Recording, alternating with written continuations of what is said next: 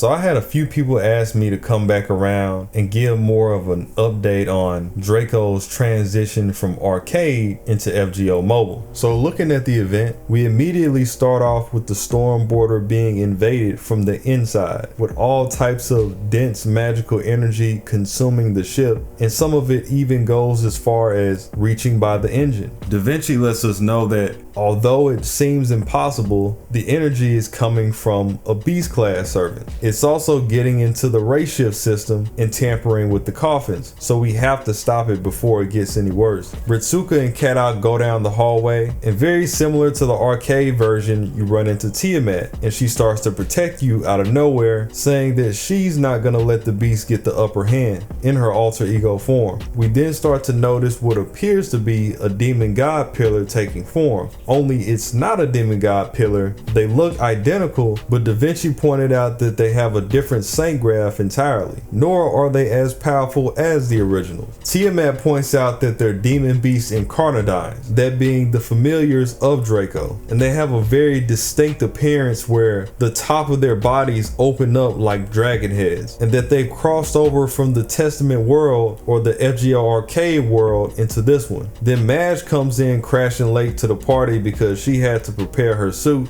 and she manages to get the Incarnadine that we were fighting off of us. We then get attacked by one of the dragon heads, and it switches us off into a different scene entirely, like we had been race shifted to what appears to be Draco's temple. It looks exactly like it does in arcade. In fact, I really like the attention to detail here. The music is also hidden. So it turns out that Ritsuka was the only one that got race shifted. That's really what Draco wanted. He tries to go back with a command spell and it's completely useless. Then he meets up with her in her ruined theater, and she's actually in a really weakened state right now. Her demon beast Incarnadines, there are 7 of them, 7 different heads, and they're the only powers that she has left. She forces us to look outside her theater, and what we start to see is a reimagining of all of the servants that were at Solomon's temple going against her and trying to defeat her, except their shadow variants, and they're beating her demon beast. Now they have Draco on her last leg, and that's part of the reason why she's here. So in the last video I talked about how she was imitating Goetia's plan, and that's how she ended up becoming an actual beast. Well, the FGO timeline recognizes that we defeated her in arcade, and now she has retreated back to the FGO timeline. All of it is weaving together. I can see it now. We are entering the Kingdom Hearts phase. This is wild. It's all over the place, and I'm here for it. In a couple of more multi-timeline events, none of this is gonna make sense anymore. I would love to see how the fans juggle that. But for me, I would appreciate the attempt more than just playing it safe. Even if it falls through, I think it still would be a lot of fun. What she reveals to us next is that the shadows are more than enough to take her down now that she's in this state,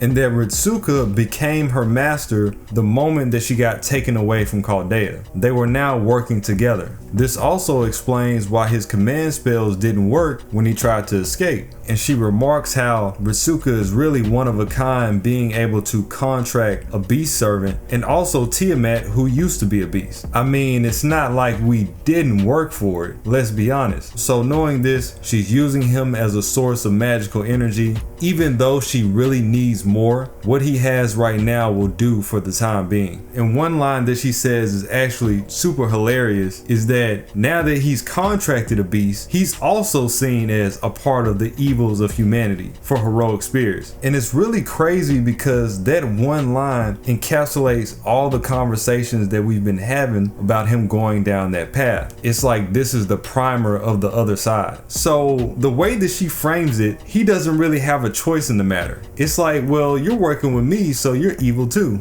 They're not gonna stop. Like, what? I didn't sign up for this. So even if he tried to betray Nero at this point and go against her, it wouldn't work. The shadow servants would perform their duty and hunt him down by affiliation. So he does it. He ends up using one of his command spells to reinforce Draco and bring her back to a proper health. The funny thing about this is, she was bluffing. Even with the extra magical energy, she says that there's just too many enemies to take on, and Ritsuka is pissed. We start to break away from this scene, and it begins to subtly bring us into all of the chapters that we've been through in part 1, showing how all of them were still incinerated, and it's basically saying nobody's cheering you on because they didn't survive long enough to witness it anyway. So it's basically posing the question, who are you doing it for? It's like, if you save all these people, but these people don't exist by the end of the chapter to actualize those interventions, are you doing it for them or are you doing it for you? And this is something that's been on my mind as of late, and something that I really hate that characters always go through. They usually push it on heroes, it's a common thing, and that's the fact that they always blame the person that's doing the saving more than the person that's actually causing the problem. It makes no sense. It's like, well, you saved people, but you didn't save everybody, so it doesn't count. If I didn't get involved, nobody would have got saved. So I can't believe you would have the audacity to fix your mouth and make conditions on how I'm supposed to do my job. Where were you at? If we gonna do that, where were you? And then there's the other side of the spectrum where it's like, nobody asked to be saved. That's the caveat. It comes to a point where there's a difference between you just helping out for the sake of benevolence and you just sticking your nose in business where it doesn't belong. And a ton of people do that in the community now. They want me to make a video now. Do you think Ritsuka committed war crimes? I mean, yeah, that's kind of inherent to the process, and that's fine. I'm down to have that conversation. It's an interesting topic. But let me ask you this, does it matter? Let's say that he did. Are those places really better off without him getting involved? I don't see the point you're trying to make. Even if he did, what do you prove by saying that he is? Do you prove that he's evil? Do you prove that he's a villain because some people ended up getting in the way of him trying to save everybody? Especially when you know his intentions. It's not even like you're in the blind. You know what he means. Is it his fault that the burdens are heavier than everybody else? If a police has to show up to a sting and they got to deal with everybody in that operation, it's just restricted to that operation. If Ritsuka shows up to a sting, it's everybody in that region. I'm not blaming him for that. I can't blame him for that. It's almost like your argument is to just let the evil drown itself out, which will never happen, and it's never happened in society, period. You know, the whole world got reset multiple times through natural disasters, the wars, diseases, famine, and you know what happens? We end right back where we were before for the exact same reasons. It doesn't stop the natural order of people being in a civilization. The scene also poses the same question to Nero. Once she's consumed the world and eaten every place one by one and enjoyed the downfall of humanity in general, who's gonna stand next to her on her deathbed? We go back to Draco and Ritsuka, and they're trying to take cover because they're being so overwhelmed. Again, she brings up the fact that she's already lost in the other timeline. She's just barely hanging on due to Ritsuka. She further explains that she needs to get out of this dimension, that being her temple, except she doesn't really know how. There wasn't really a game plan beyond her achieving this state, and the Grail isn't gonna do anything for her. So now she's kind of just stuck here. And the only way for her to become a beast, for her to nurture her beast form, because the horns are the trademark of the beast, is to drink the wishes of humanity out of the Grail. But with no contents in her Grail for her to do that, her reach is drastically minimized. But she tells Ritsuka that she's dedicated on reaching that state once again, or at least something like it. And he's gonna be by her side when she does it.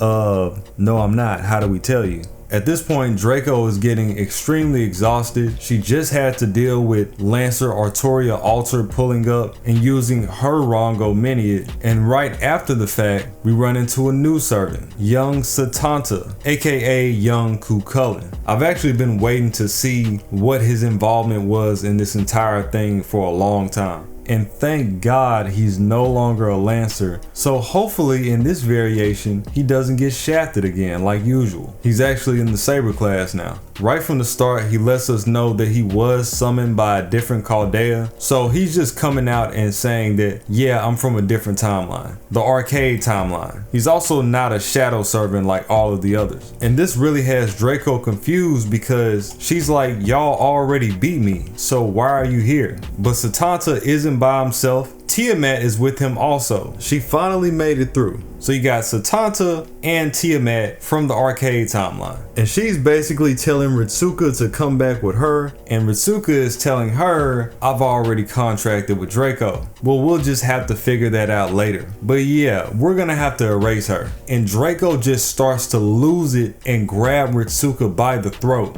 I'm about sick of these games. I said, you're coming with me. Whoa, whoa, whoa, whoa, whoa. I don't remember this being a part of the script. All of the shadow servants start to pop up and they pretty much break this up, and Tiamat is constantly telling Ritsuka, come with us, and Ritsuka can't do it. Well, Draco has been protecting me all of this time. Then we get a complete shift from the situation. There's a large golden pod floating in the sky, and it has a brand new servant, Locusta from Rome. She's a master poison maker, the same one that made the poison that took out Nero's foster father. And she drops a plethora of poisonous mushrooms, getting all of the shadow servants out of the way. So with all of them being distracted, Ritsuka, Locusta, and Draco jump back into her pod and they try to escape. Now the first thing that I'm noticing about this pod, and you will see it too if you're familiar with the Extraverse, is that it looks exactly like the pods that you see over in that timeline. The same pods that the characters use to ascend or descend on certain levels. In FGO is called the spiraling staircase. And once they get inside, they realize that it's not just a pod, but it's an actual pocket dimension in the same manner. You get on the inside and you see an entire luxury room. Now, I've already posted pics on Twitter about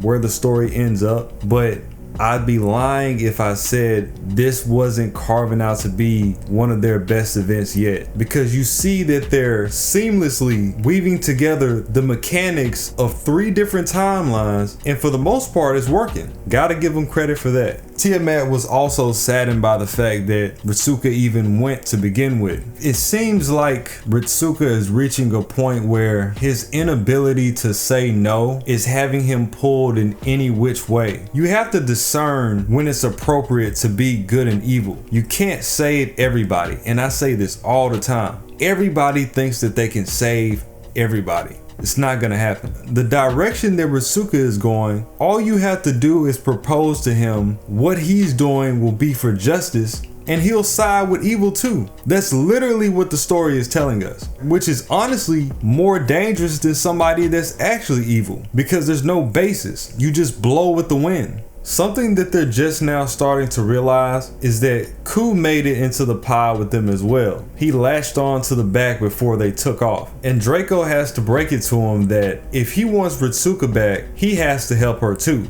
Because in all honesty, she could break the contract with Ritsuka and that would set him free. He would no longer be evil to the heroic spirits. But she won't even consider the idea unless they help her first. Okay, bribery 101. And just like that, Ritsuka had one Ku over with one conversation. When it comes to Locusta, Draco regards her as one of Nero's favorite people from her court. She holds her to a really high standard. Ku found her very irritating at first, and even when he tried to spar with her, he realized that she wasn't just some pushover because her poisonous mushrooms make for a really difficult defense system. The infatuation with these mushrooms comes from Nero. She says that that was her favorite food in background, and it's a food befitting of the gods. They're just that good. I mean, I like mushrooms too, but this is getting ridiculous. Now I'm just imagining a parody where Nero's high on shrooms. That might be the case. This whole event is just Nero on shrooms. So the plan now is to go back through the 7 imitation singularities and get her demonic beast back. It turns out that the demonic beasts that she was using were only hollow replicas. That's why they were coming off as a different color than normal. She then goes on to say that she is the embodiment of the 10-horned beast from the book of Revelation. And the demonic beasts are the heads of Sodom's beasts. And we're actually going to go backwards. So we're going to start with the 7th singularity and go all the way back to the first using the pod. All of this is operating like extra. She even goes on to mention that every imitation singularity is going to have floor guardians like extra, and that Babylon is going to be guarded by Nebuchadnezzar II.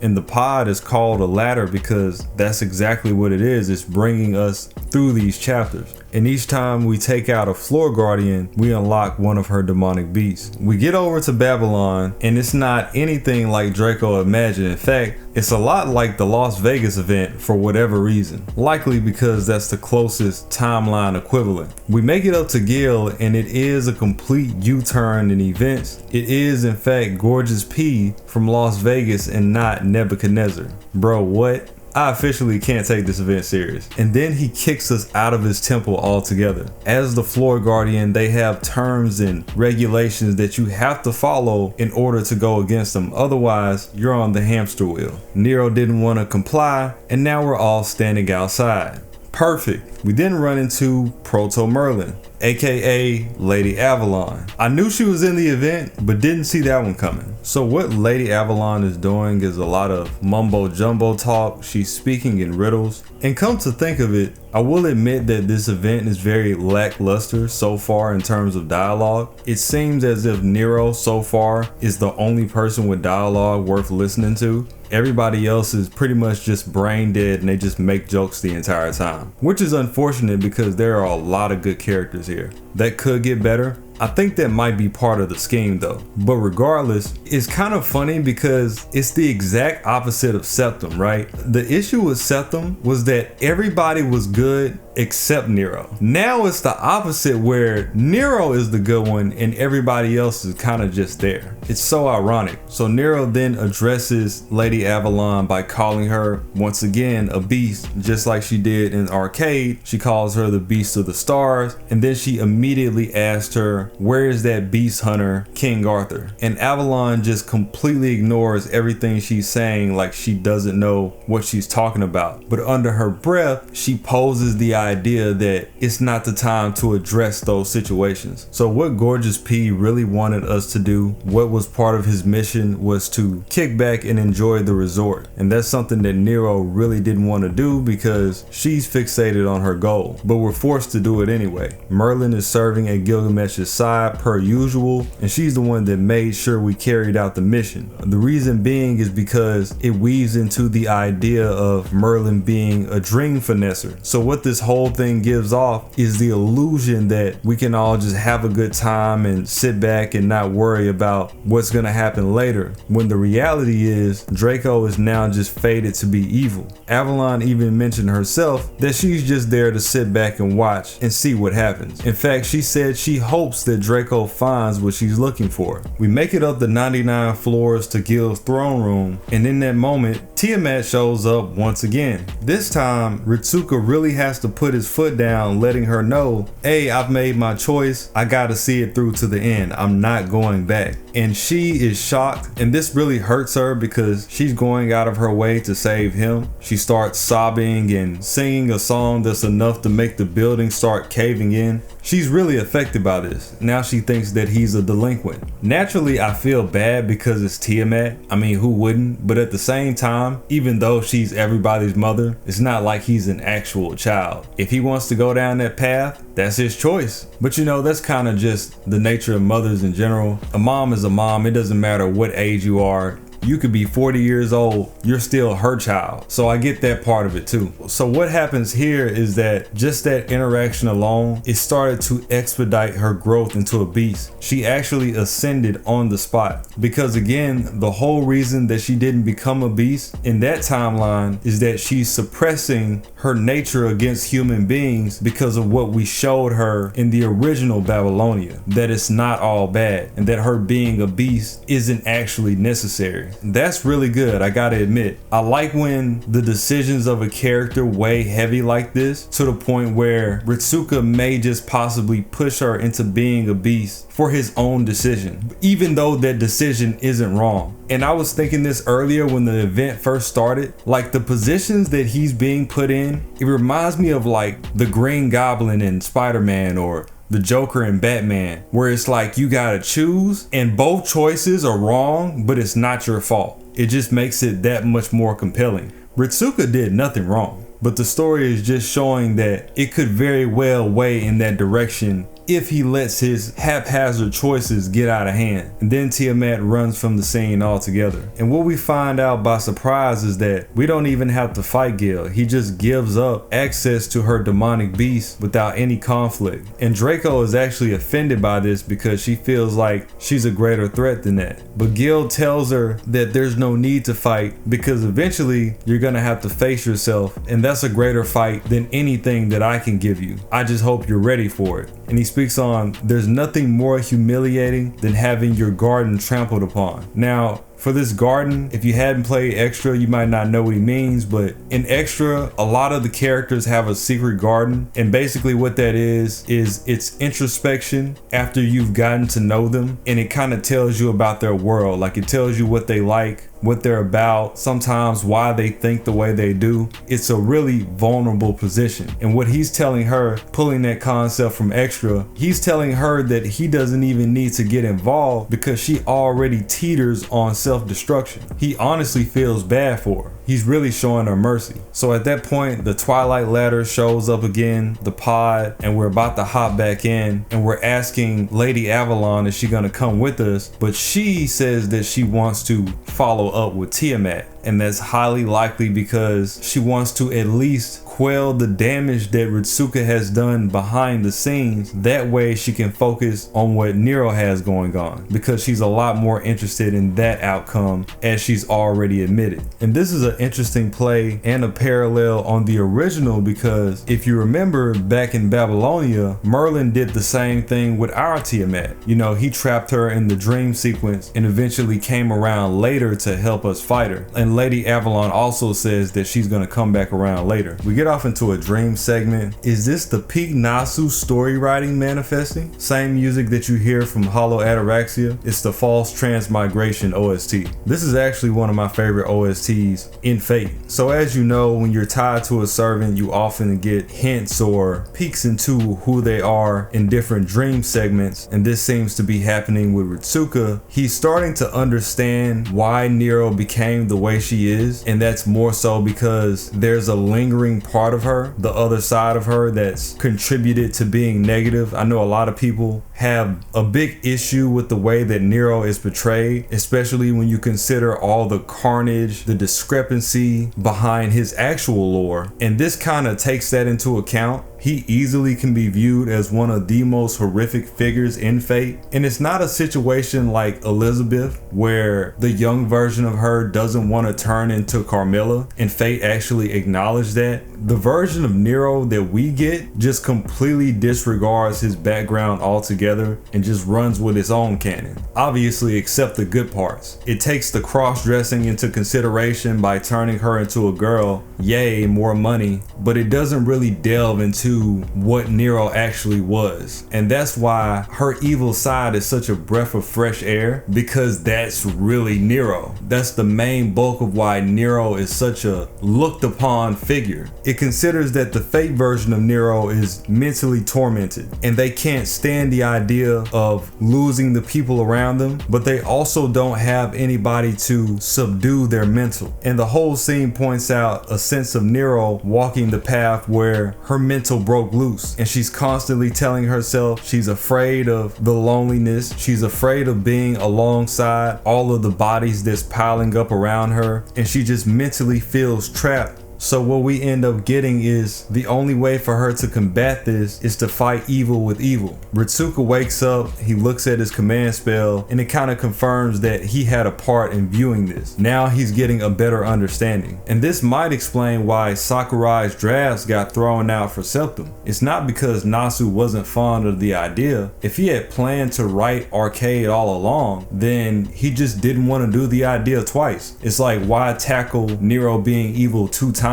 if he was gonna do it anyway? So that may be the explanation for that. So now we're going into the 6th singularity, which is not in fact Camelot, it is Jerusalem. In this timeline, there was no intervention of the Knights of the Round Table, and the one that rules over the city is actually Jacques de Molay, the final Grand Master of the Templars. It's a completely different string of events, though Draco does mention that the way Jacques de Molay ruled and the way that the Templars maneuvered were a lot like the Lion King, so they make for a good counterpart. So we get to the singularity, and a lot like the way that our Camelot turned out in a manner that it wasn't supposed to, Jacques de Molay's Jerusalem is filled with Halloween accessories all over the place. It's almost like Nero is getting trolled. And what she brings up is that the people of her timeline isn't dealing with these whacked out events and situations the same way that the OG Ritsuka is for mobile. So naturally, the arcade version had a lot less experience with that, and by extension, so does Nero. Case in point, our Camelot ended up being Jerusalem and Camelot combined. And then it also had Atlas Academy. Same thing with Babylonia. Instead of it just being Babylon, it was Babylon and the Three Goddess Alliance and the false Tiamat. It was a lot of stuff going on. And a lot of what's happening now stems from the fact that the Jacques de Molay that Nero knows isn't the one that we have. We got the gender bent version, which was introduced based around Halloween. And instead of being one that worships the Lord, she's a witch that worships Satan. So that's a complete 180 from the way that everything is supposed to be. First person that we end up running into is St. George, and he's the one that's supposed to be taking the spot of Gawain, guarding the outskirts of the city. I'm gonna be honest, man, anybody that's actually been through Camelot would certainly take St. George over Gawain 100 times over. However, St. George just so happens to specialize in fighting dragons, and Nero is also now part dragon, so this is still very problematic. He was summoned by the female Jacques de Molay specifically to intercept Nero. So our version of Jacques has a completely different agenda. She's gonna use the demonic beast as a source of energy to summon an outer god, the Virgin of the Abyss. So she just woke up and chose violence. One thing that Ritsuka starts to notice right off the bat, he will not refer to him as Ritsuka whatsoever. He keeps calling Ritsuka the contractor of the beast. And Ritsuka is just begging him to remember their actual connection. I wonder how that would weigh on Ritsuka's mental long term. Like, just imagine all of those relationships that he's made prior just fall to nothing just because of one contract that he made with the beast, that they all start to not recognize him anymore. That would have to eat him alive. Then St. George comes out of nowhere left field and says that we should team up. Even though he's supposed to be going against us, specifically summoned for that reason, he said, you know what? It will be way more convenient for me to be on your side. Boy, I tell you, this plot is just doing anything. So with the help of St. George, we're able to barge in on Molay early, and we completely cut off her ritual summoning. The thing is, she was still able to get off an incarnation of darkness in its place. And she also says that she can still bring down the evil god if she uses Nero's body as the sacrifice. So now she's trying to get a hold of her. And now that this evil incarnation that she summoned is present, Nero is immobilized. She can't move. The incarnation has some type of authority over her movement. Then it completely dissolves and it wipes out Jacques de Molay. Completely turns into mud and wipes her out and consumes her and reforms itself as a body of muck. See, this is how you don't do a ritual summon. Everything is going wrong. Rasuka ends up straying too far out, and then the muck swallows him whole. And what we start to see is a scene that's very reminiscent to Shiro when he was being swallowed by the Grail Mud in the Fate route of Fate Stay Night. It's a lot like that. It's a lot like the Shiki, this chair scene. It's a lot of those Nasu-isms where he's repeating the words over and over again, and it's very cryptic. It probably said luxury like 38 times in a row. I love when Nasu does this. It's always hilarious. It's so him.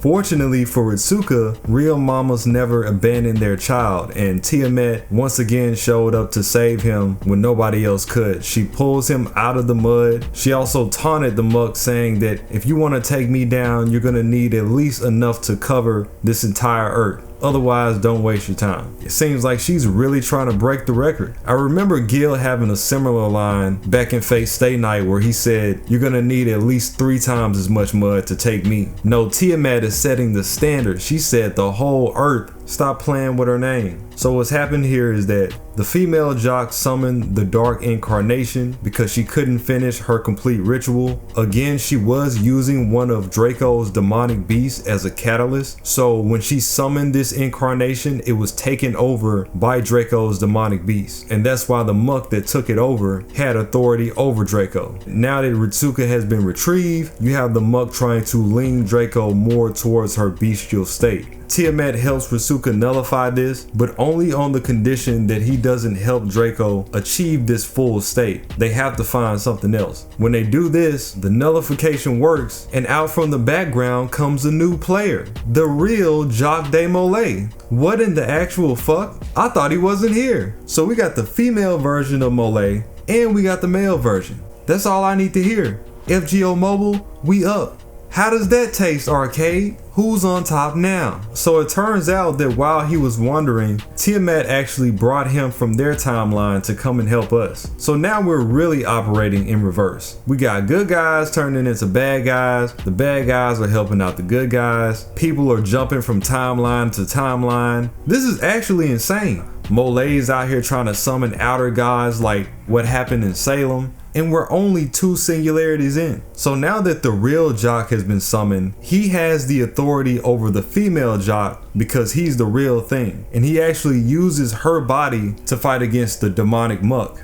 We get rid of the muck, we incapacitate Nero, and George, being a real one, he actually lets us go. He lets us leave the singularity. And then we get another scene between him and Jock where he explains that Nero has now gone down a path where she officially is no longer a dragon. So that's why he didn't get involved there. And what this means is that she can no longer return to that state. The state that we see in Arcade. Whatever's bubbling, it won't be that. And then of course Tiamat mentions that she's gonna keep popping in and helping us whether we like it or not. That's just Mama Dukes. Now we're off to the 5th singularity, of course that being America. Draco does confirm that she did get the 2nd Incarnadine. She lets us know off top that the Preza King doesn't exist, Rip Edison, and that goes along with the rest of his mechanical army. They're not there either. The moment we get to the singularity, we immediately get ambushed by Karna and Arjuna. Literally one of the worst duos we could go against. But what is this? Satanta is handling them both on his own. Is this really fate? It can't be.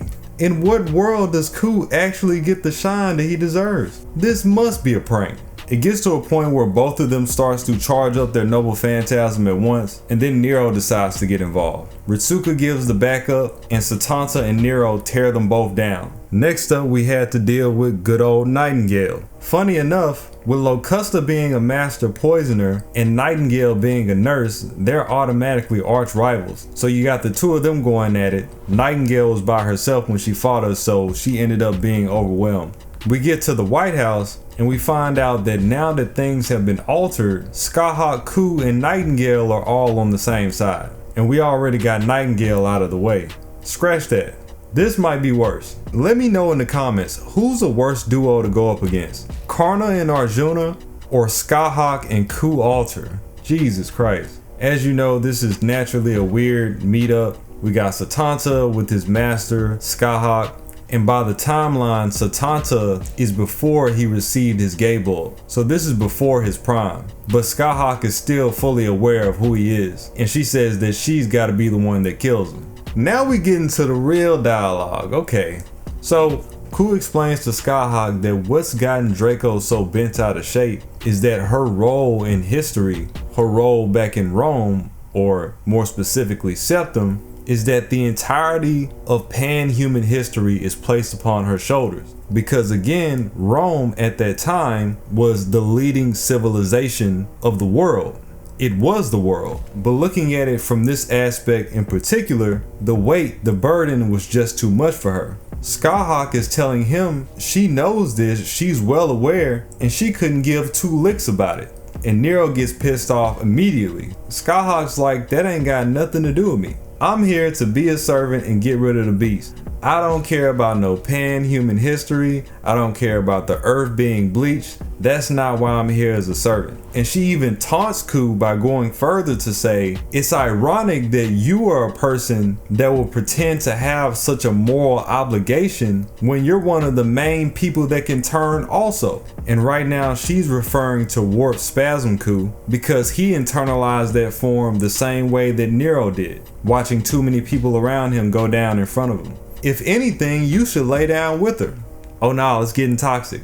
And this really infuriates Ku because it's like, why even be called a heroic spirit if you're just gonna think that way? Skyhawk saying that he's too young to understand. Then Nero and Skyhawk go back and forth, and Skyhawk basically tells Nero that they are one and the same. They're more alike than she thinks they are. And again, you have the words that Skyhawk says are blocked out. But it's about 9 characters. The phrase that I'm seeing floating around is Death Wish, which really wouldn't be that far off considering that Skyhawk is immortal. And also considering, you know, all the flashbacks and the side stories that we've been seeing with Draco, it just makes complete sense. As a matter of fact, to take it a step further, the real Nero was said to have deleted himself. So it's highly likely that Draco is considering the same thing. She would rather delete herself than allow herself to evolve into a beast. But she also loves herself too much, as well as the world, to be so self-important to do so. More info that we receive from Skyhawk is that the Incarnadines can't be finished off completely until they get rid of Draco. This ties into the situation with Ku Alter. He's been swallowed by this singularity's Incarnadine, and therefore he can't be killed. Skyhawk has tried to kill him multiple times to keep his sanity at bay, but that's all she can really do. We get the official Ku mirror match, and our boy Satanta comes out on top. Draco gets her demon beast, everybody's satisfied. Or are they? Skyhawk tries to come around and make a sneak attack on Draco while she's not paying attention. And then Ku intervenes and takes her out for good. This version of Skyhawk is different from the one in our timeline. Ku even pointed out that her thought process was a bit different from normal, which would explain her motivations there. We hop in the pod and we go to the next singularity, which is London. And before we're able to get through, we got some side material. There's some backstory involving Tsiah, Rama's wife. You know, she was originally in this singularity. And the first thing that we notice here is Tiamat going against a shadow version of King Hassan. And she just dices straight through him and calls him light work. But Tsiah is surprised by the fact that she would go against him, especially considering that they have a common goal, which is to get rid of Draco. And to that she responds that none of her children get left behind, even if it's her. But she's the one that has to deal with it. It's not their call. And guess who's back? Lady Avalon. Just like she said before, Merlin did come through in this singularity. He came through and saved Mash from a fatal attack that she would have gotten from Ku Alter had he not displaced it. Now we're gonna see how she gets involved. Ultimately, Tsiah comes to the conclusion that they're summoned to go against Nero because she's Sodom's beast, but they can't exactly understand why them. And St. George brought up the same thing. They also find it very sus that the servant lineups are being shifted around this way. Then Avalon poses the question to Tiamat, now that you're no longer a beast, what side do you stand on? Are you gonna take Nero down or are you gonna let her go?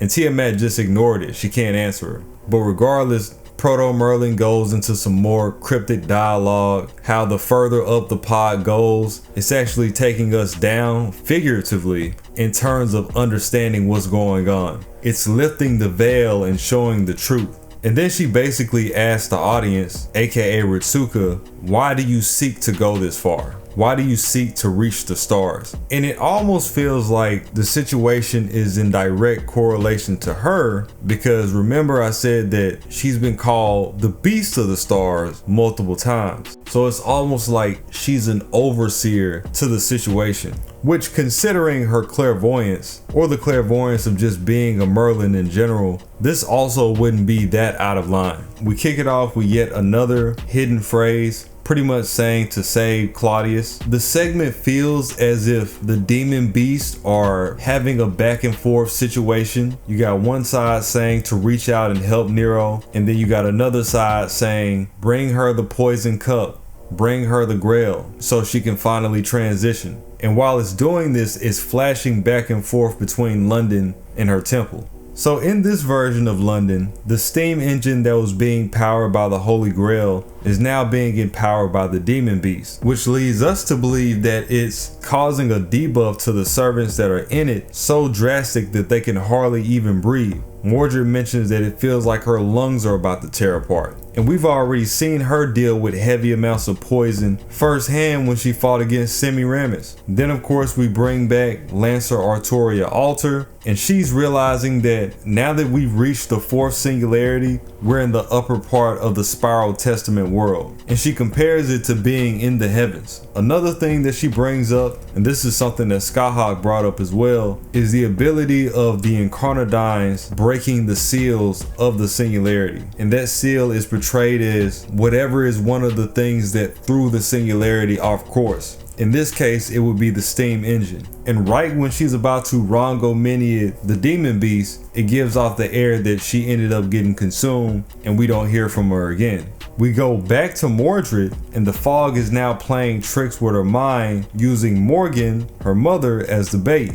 And Jack the Ripper was merely using this as a distraction for the Incarnadine to attack Mordred from the backside. Luckily for her, Lancer Artoria Alter survived and fended off the attack, which is something that even Mordred is surprised about, because she said that even in lore, she never showed this type of affection towards her. And again, Lancer Artoria just tells her she's doing her job. Then she charges up her Rongo one more time and destroys everything. And that's where we come in. Everybody pointing out the fact that this Incarnadine is supposed to represent Fornius, who is supposed to be in the third singularity and not the fourth. Somehow he's made it into this one. And this version of Fornius says that he denies the destruction, he denies the end of this history. Jack comes back down working her magic of her phantasm, doing the same thing to Draco which she did to Mordred.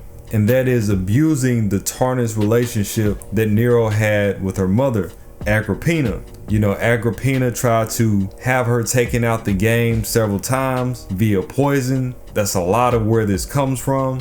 That's why Nero gets her migraines, which is one of her skills. When her mother tried to poison her, it didn't work and she ended up surviving, but it also ended up driving her insane, and she now has frequent outrages in the form of migraines. So now Draco is starting to understand that this debuff that's going on is not actually the fog. That's why Demon Beast Fornius was saying that he didn't want the end. And then it's kind of shifting back and forth between the original Nero in the background. The feelings of Nero is starting to intertwine with the Incarnadines. And since they hold so much power, this is devastating for everybody. It's constantly asking for love, and Draco's saying that her head feels like it's about to split open. Now, one thing about Locusta is that she's always throwing out her mushrooms in the background, and it comes off as comedic effect, but the actuality is that these mushrooms usually keep Nero tame, and it keeps them away from her migraines. But now that we've been separated from each other, there's nothing to keep her mental intact. Now we jump off even deeper into her backstory, talking directly about Nero's mother, Agrippina, how she married Nero's adoptive father, Claudius, and weaved together all these different plans to make Nero emperor, how she made Nero marry Octavia, which in turn gave Nero even more reason to be an emperor. And then naturally, you have Locusta, who was the one that poisoned Claudius, Nero's father, and Britannicus, her stepbrother. So she got rid of both of them so Nero could hold the seat. All these things just so Nero could be manipulated from the background by her mother while she held this emperor position. At 17 years old, no less. And then, like I mentioned before, her mother tried to get rid of her too. It also goes into the fact how beyond Draco being a beast, her cup also is metaphorical to how her mother offered her a poisonous cup to take her life back in her past. So it's very fitting that now that she's journeying over into the dark side, that she carries this cup more so as a badge of honor. They kind of weave those things together. And then they continue to go into the spur of her being a victim to her mother, pretty much trying to have her mother shoulder all of the blame for everything that she's done. I mean, it's kind of ironic because at the very core of this event, you have Rasuka facing the same problems, right? Going against his own mother, Tiamat, for example, and having this more open mindset to explore what Nero has going on, despite the side that she claims to be on. But he's getting chastised for it. Then you got Nero on the opposite side of the spectrum for the exact same thing, and the story expects you to empathize with her for it. It really just boils down to favoritism. Her actions are inexcusable. It really doesn't matter how she ended up getting there. It's what she decided to do with it. And the same thing can be said about Ritsuka. It just feels real one-sided the way that they pointed across. But this could also be a duality thing where it's meant to serve as that purpose. Draco then pieces together the fact that the reason that the third singularity demon beast is here is because the third singularity has already collapsed. And that is the reason that Okeanos is raining down upon them as they speak. And she points this out while she's in her conversation with Tiamat. And the reason why everybody is suffocating is because conceptually London is now the bottom of an ocean, which is ironic too because they're supposed to be going up. So we haven't even finished this singularity, and here we have the pod coming down towards us, and we realize that Avalon has been watching over us this entire time. We try to leave, and we find that the reason that Jack has been so diligent in taking us down is because she's in the process of turning into an Incarnadine. She's under a curse that affects her will. So we're trying to leave. You got Fornius trying to stop us. You got Jack the Ripper trying to incarnate. And then the downpour of the Okeanos singularity collapsing is getting even worse, to the point that it's causing a huge flood that's about to wipe us all out. And in that moment, we just so happen to luck out by Mordred coming back, and she flat out truck sticks the demon beast with her phantasm, and we were able to escape because of it. Except Draco ended up being left behind, so Ritsuka was forced to think fast on it. He ended up using one of his command spells to maximize her speed and instantly get her in there with him. Now he only has one command spell left, just barely holding on. We get to the third singularity, and there's absolutely nothing there. It's all open sea. Draco even referring to the scene as something that you might see out of an apocalypse. Tiamat ended up showing up again before the end of the last singularity. She's the one that dealt with Jack, but she couldn't take Jack out completely. So the both of them followed us into the next chapter, and Fornius is still alive. So now we have to deal with two demon beasts at the same time. Then Francis Drake's noble phantasm, the Golden Hind, starts to surface. This is the only thing left of her after the singularity had collapsed, and Draco uses her authority as a beast to take it over and fight. We end up defeating them both. Nero takes them in, and now she has 5 demon beasts on her side. Avalon does point out the fact that the demon beasts were rebelling against Draco. They didn't want to return to her. And this kind of goes back to the demon beasts starting to evolve and form their own conscience, where some of them no longer want to be a part of her ruin. And a big reason why they're showing a lot more resistance than the others. Then we switch over to, of course, Septum, the root of it all. Immediately it goes off into the fact that despite all the things that were happening behind the scene, people only saw Nero as a heartless tyrant. And why wouldn't they? You can only see what you can see. Most notably this time giving a lot of focus to her mentor, Seneca, who, alongside everybody else through Nero's triumph, he also was driven mad and ended up deleting himself. It's like everybody that was around Nero was fated to crumble from the inside. Then we go back to the present, and the setting is actually the same place that Nero is said to have deleted himself, where he ventured out to a place where no one was, and that would be the last vision of Rome he would see. To have it all and then leave the world with his eyes witnessing nothing, just a barren wasteland. The demon beast for this chapter starts to show up, and we take it out almost instantly. Everybody's concerned that it was way too easy. And the moment that Nero takes it in, Locusta starts to betray us, and then she reveals the fact that she's the guardian of this floor. Naturally so, she's been sus for way too long, and then she starts to try to poison everybody, telling us that she's also been sent to take down Sodom's beast. And with that, Locusta manages to release Draco's secret garden, something that can only be done here in Septum, and get a chance to reveal some of her deepest secrets, ones that Locusta should already know about since she served her. Lady Avalon shows up and tells us that it's important that we get there first, because if Locusta beats us to it and releases her weapon, it's not going to be a good deal. And of course, Lady Avalon popped up because as a succubus, she's an arbiter of the in-between worlds in general. And so the truth is revealed that Locusta is indeed the one that poisoned Nero, and she said that she was so afraid of her mother Agrippina that she didn't give her the antidote. So this is what led Nero to suffering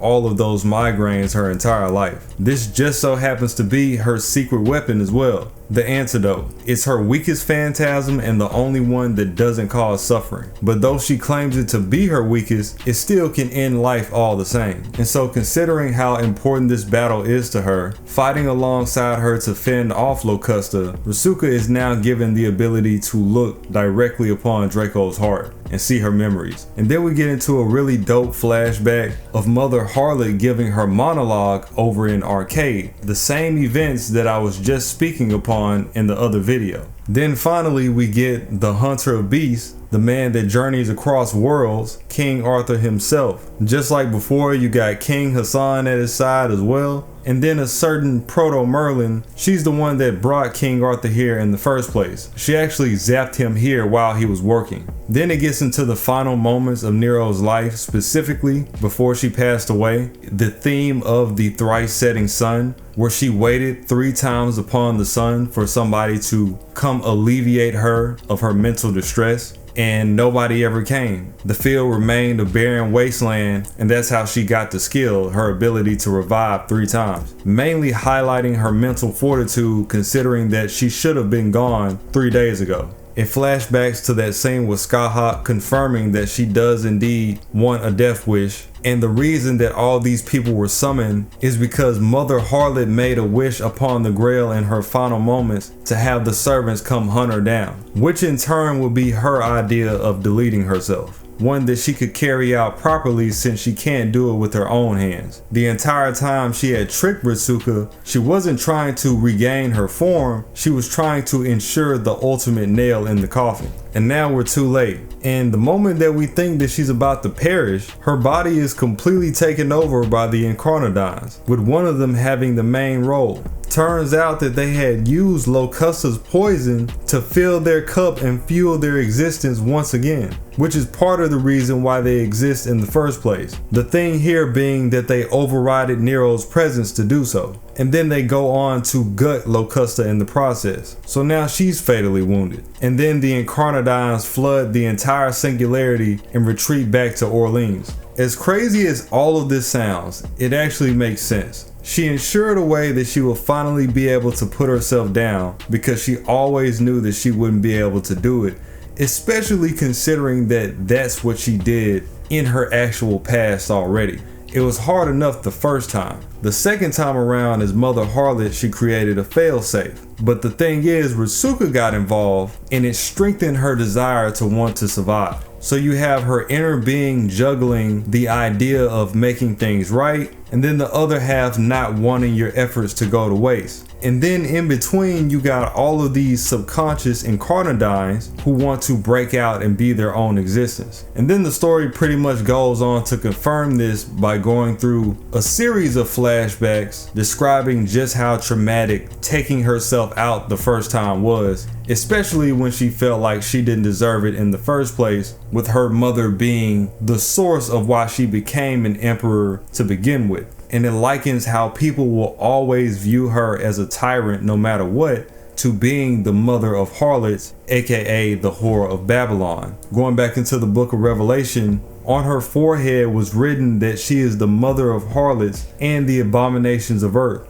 that she embodies all of them, the same way that Nero embodied the evil of her world. Her 10 horns represent the 10 kings that fornicated with her, which led to her filling up her cup with their blood, that representing their sins, and then using their own sins against them to leave the world drunken with madness, which is terrifying because it is the book of Revelations. It's the end of times already. The 7 heads represent the 7 mountains that she sits upon, embodying how she towers over the world. In later times, these 7 mountains got conflated with the 7 hills of Rome. That's where Rome started, so the whore of Babylon later started to be conceived as the whore of Rome. It's also been equated to Jerusalem in the way that it fell. But in regards to Rome, it was an empire that caved in on itself due to its own greed, the same way that we're seeing now.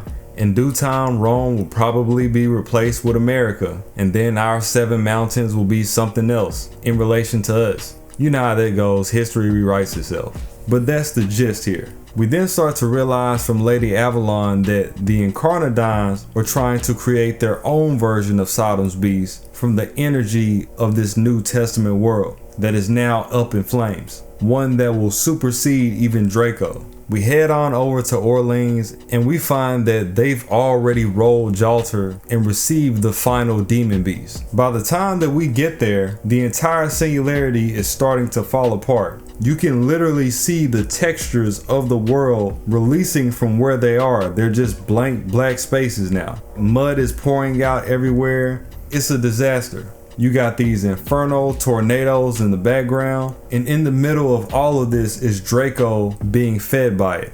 Tiamat believes that she's a lost cause, and that the only way to stop her now is that if we take her down early before she fully transforms. Something that everybody disagrees with. And after going back and forth with her, they finally get her to roll with the subdue tactic instead. So very similar to the stairway that Merlin created for Rasuka back in Babylonia, Lady Avalon has now created a pathway for us to go over this mud and all of this destruction. And what we come to find is that now that the realm is starting to become theirs, we are now witnessing the Incarnadines fully incarnate. And they look amazing, I can't lie to you. You got Tiamat currently doing the best that she can to hold back her urges to not wipe her out completely. And she used her authority to completely get rid of the mud that was around us because Lady Avalon's bridge was starting to cave. But now that we were so focused on our survival, we're too late. And they transform. Once again, phenomenal design. Ku even makes a joke about it, saying that the Sodom's beast from their timeline was way curvier. He doesn't like this one. They never failed to get the joke in, I swear. So now Tiamat actually wants Ritsuka to go in and save Draco, and the way that he's gonna get there is through command spell. And in the meantime, she has transformed into a likeness of her original state, but without becoming an actual beast. Her character has changed to go along with this. Now that she's more so aligned with her original state, her speech patterns are even more fragmented than they were before. Technically, she's not supposed to be speaking at all, so it's really impressive that she retained that much. Then she releases a full-on blast at Sodom's beast out of nowhere altogether, which completely throws them off. Right when Ritsuka is about to use his command spell, we immediately cut over to another scene which now resembles the plane of Seraph. And this kind of just brings everything together. Once we get there, we're being called from the background, and depending on whether you pick male or female, you run into the main character of the extroverse, that being Hakuno and Hakunan. This is the scene that I saw when I said I know where it ends up. So they finally did it. They really put Hakuno in the story.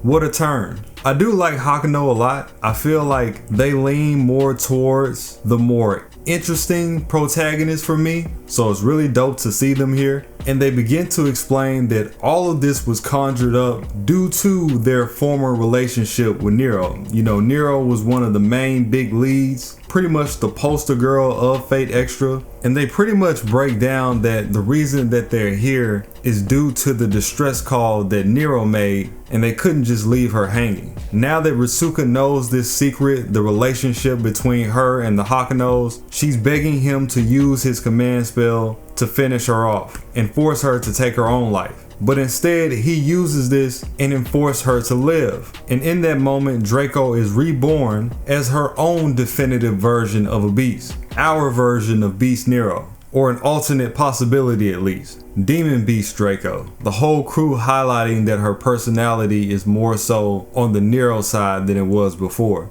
And now with her help, we easily were able to take out the Demon Beast Incarnadons. And with that, her transformation has come to a close. The pod comes back again and Ritsuka goes back to his Caldea. And right when everyone leaves, when Draco starts to feel alone again, Hakuno appears one last time and she finally has a moment of true happiness. So their relationship in Extra clearly stands above all, and it really shows. I really do like this event a lot.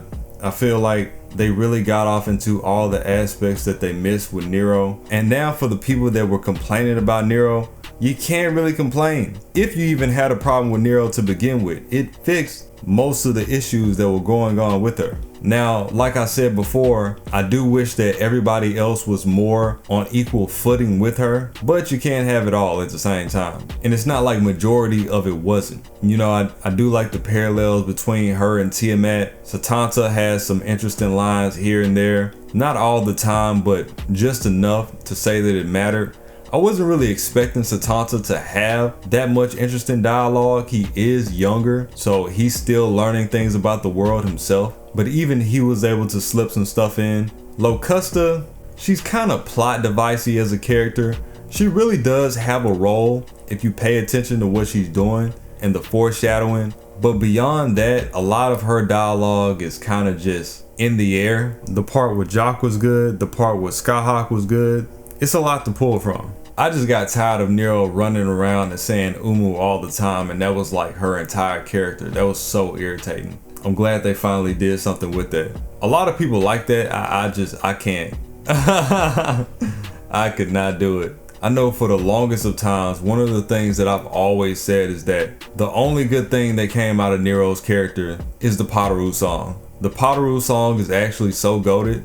Beyond that, it's a lot of treachery and favoritism. And it's like when you got people like Romulus and Caligula that can really get delved in on, and then you take Nero and you do this with his figure. Disgusting. Octavius, Caesar, I feel like they did a good job juggling the timelines, because we all know how messy that can get. Or if you're familiar with timeline jumping, but that's not something unfamiliar to Fate, but it's rare that you see it done on this scale. Stuff like this really makes me want to get into the other Velbers. There's 2 other Velbers in the Extraverse that we still need to explore, and we haven't yet. And there's ample opportunities to do so if they just make an entire event surrounding them. You get more chances to implement Charlemagne and the rest of his paladins, more chances to bring about Amaterasu, because that's been hinted at for the longest. It's a ton of stuff we can do. Or we could go over to Fate Prototype, you know, and expose people to Monica and the Beast of 666 and all those types of things. Somebody came into my comment section and said, "Oh, I feel like her new design is so goofy." I said, "I believe it looks great. I could care less about what you think about her design, honestly." And most people agreed. It's not a bad design. It's crazy because there's actually goofy designs that shouldn't exist, and then you pick the one that's not even bad. It's like, what? Like, there's so many more designs that you could have picked over Nero to have a problem with. Now, I understand the people that wanted the original design. I couldn't blame you, because that's something that they got to themselves, and it's likely that we're never gonna get it now. I don't blame you 100%, but To say what we have is just the worst thing ever is like, you gotta be kidding. You gotta be.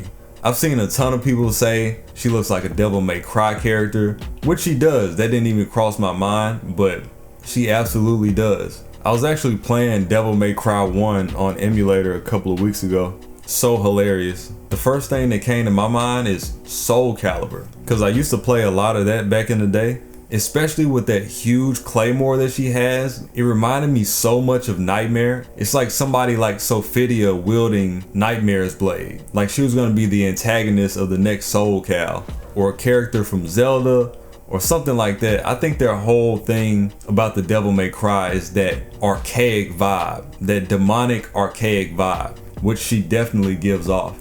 With the color scheme and the huge over-the-top horns, the red markings on her face, it's hard, man. I'm rocking with it. By the way, if you guys haven't seen it, I did make a post over on Twitter. I'm gonna be doing a complete overhaul of the site, Hollow Paradise. I kind of found out where I want to start with it. You know, a lot of things came up when I first released it. I am the lore guy. I pride myself on doing lores. That's what I've been doing. So I'm gonna lean more towards the story aspect. I am going to have some FGO stuff on there, but most importantly, the translations for people that can't really get their hands on it. Like I got a lot of people coming to me saying, oh, the novel doesn't work.